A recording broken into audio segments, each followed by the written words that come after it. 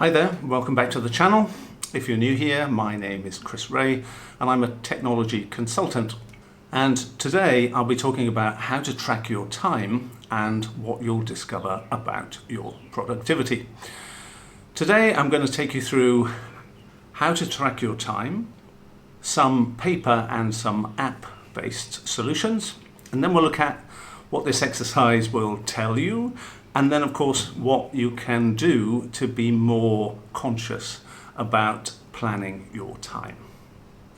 So when I do this with my clients, I like to use a paper-based exercise. Basically just to track what you're doing every 15 minutes of the day over a period initially of a week, and then a further 3 weeks to kind of make up a month's worth of data.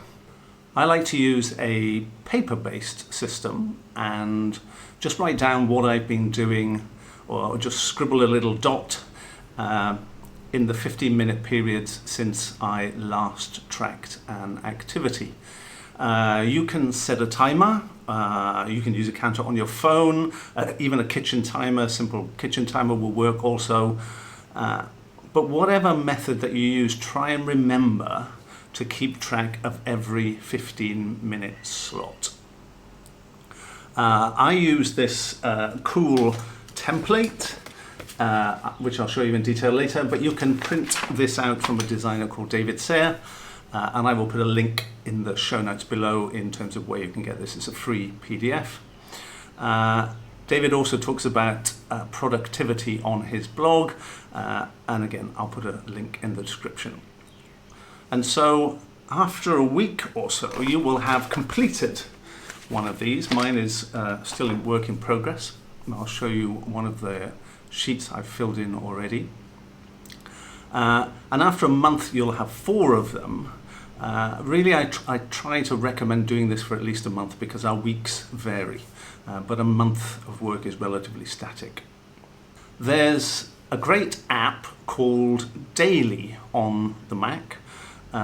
Basically it just sits in your dock at the top of the screen and then just prompts you every 15 minutes to put in, this is what I'm doing. It'll simply ask, what are you doing? And you'll select from the list, or it will take what you were doing previously, and it's generally 1 or 2 clicks in order to track your time. So it's a great app if you're a Mac user. I'm not sure if there's a PC version. And at the end of that month, you can export a spreadsheet which will essentially give you the same as the pieces of paper that I've just spoken about, broken down into the chunks of where your time goes. A lot of people like to use the app Toggle. I've not used it before, but I'll put in a link in the notes below for those people who are interested. I've not used it, but I hear a lot of good things about it, so there's a link for you to check out. As an extra, you could also track your sleep. There are many apps now that will allow you to track your sleep through the Apple Watch, through your phone, through the Oura Ring, and so on and so forth. There are so many of you now, and you could extend this process to work out how much sleep you're getting, and you again may be surprised at the results in terms of just the amount of sleep that you're getting or how restless you are during your sleep. And as we all know, good sleep is good for productivity in general, not to mention all of the other health benefits. Overall, I prefer the paper-based system because being a visual person, it gives you a colored representation of where your time is going. This is where the colored pencils come in for those of us who are visuals. So what will this time tracking show you? Well, the first thing to do is to go through all of your time, everything that you've logged, and try and categorize it. I think in my most recent version of this, I counted 23 different categories of where my time is spent. When I sit with clients, there are sometimes more, there are sometimes less.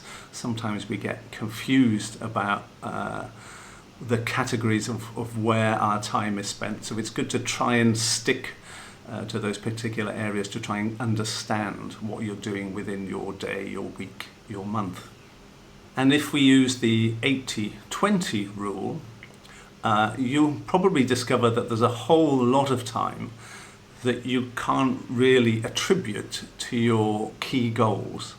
80-20 rule implies that we're only spending 20% of our time on those tasks that are most important to us.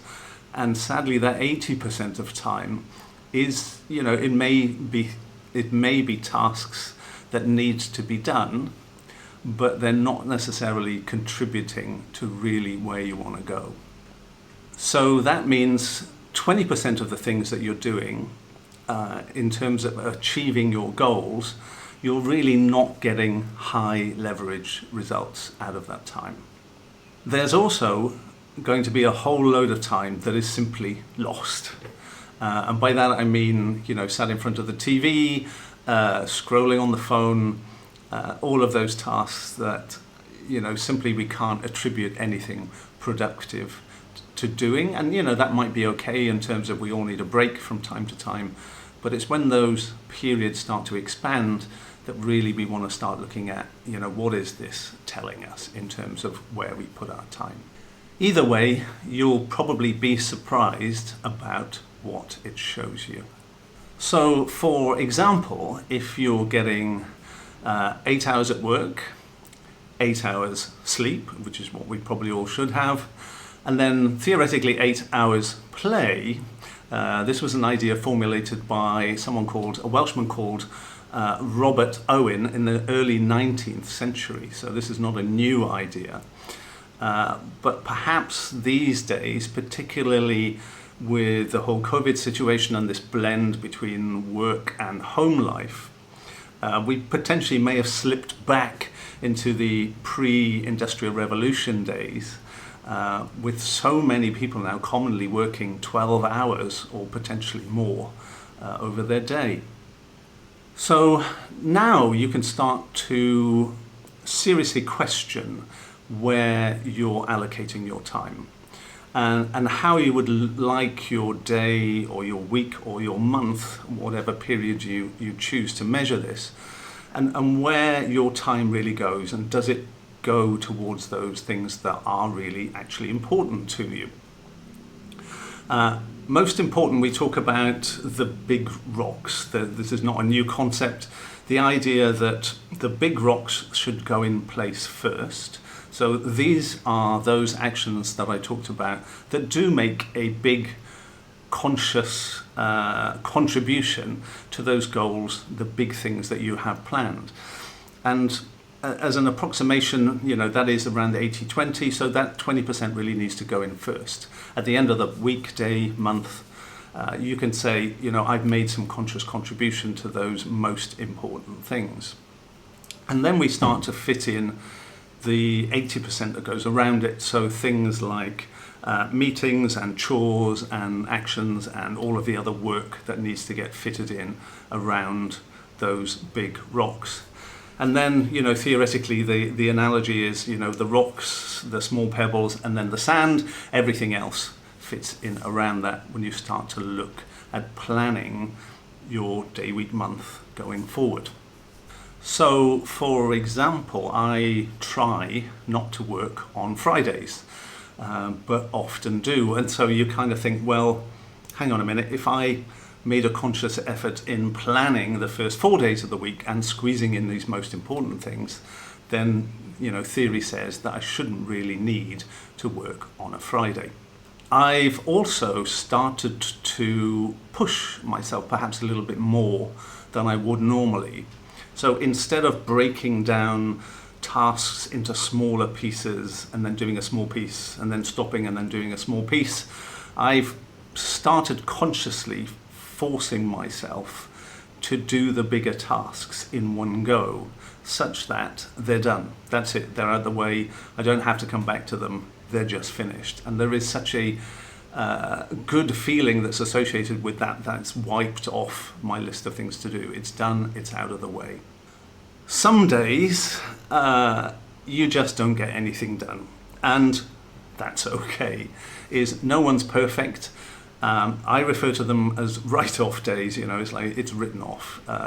We started with good intentions, it didn't work out, nothing seems to be working out. Some days you just want to give up.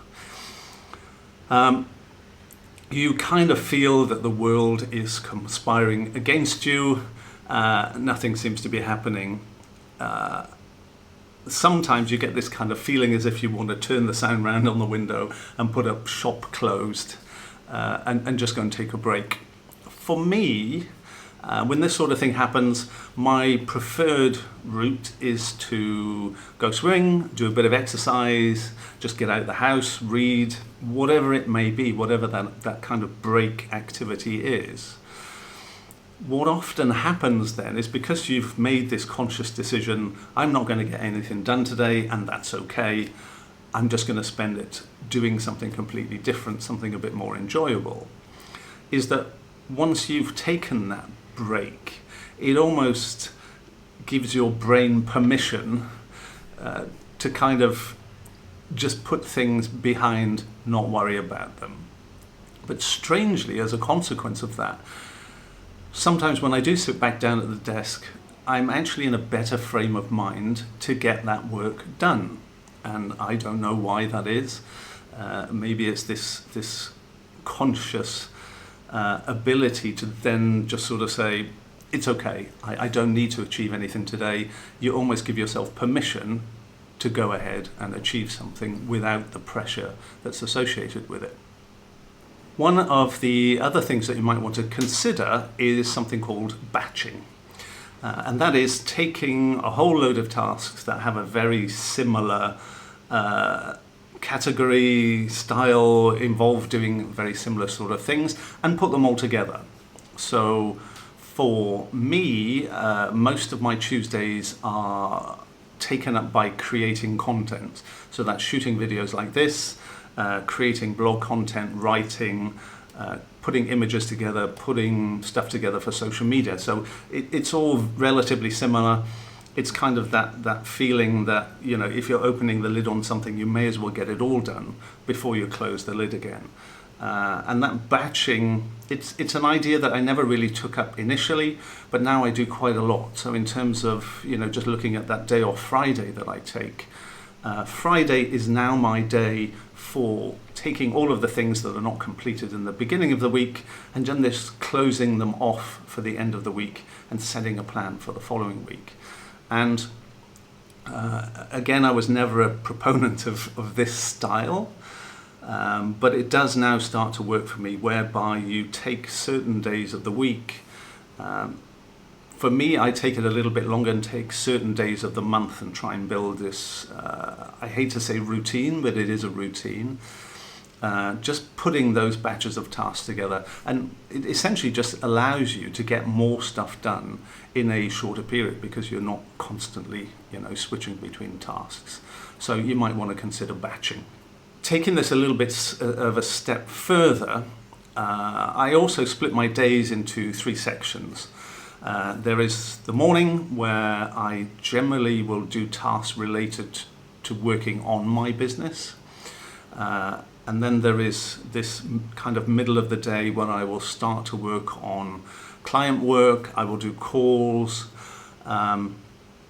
I will do meetings in the afternoon. Because of the time zones that I work in, it's sometimes helpful for me to schedule all of my calls in the afternoon. So this afternoon, for example, I have calls that start at 4 p.m. And actually they move all the way until 9 p.m. in the evening. Again, that's time zone related. But I know this is always the case on a Tuesday, and so I can work around using this. I call it batching, but actually you're defining your days by the actions that you will get completed in those days. There are generally just a few exceptions to this, and I think as long as those exceptions sort of fit in with the other structure of your day, I think that's okay. So I know I will always have early calls and I will always have late calls because of the time zone differences. I think it's all a case of testing this out, My own schedule has taken me a few months to kind of nail down in terms of its structure, but I feel better as a consequence of having done this. So I encourage you to experiment in terms of what works for you, especially if you're, a nighttime person or an early morning person. You may need to just switch around your schedule to fit that process in. So that was a summary of time tracking, time blocking, time sectors. I've heard it called so many things. And again, we never want ourselves to feel that we're being squeezed into a process or a structure that doesn't work for us. But actually, I've fought against this for quite a long time. I have now accepted that actually it does work slightly better for me in terms of putting these structures around. I do ensure that there's a good portion of free time in the middle. The unexpected will always happen, and so we just need to be aware of that.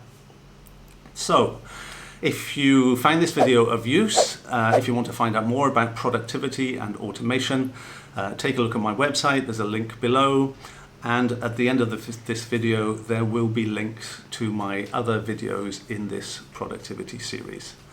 Thanks so much, and I will see you in the next video.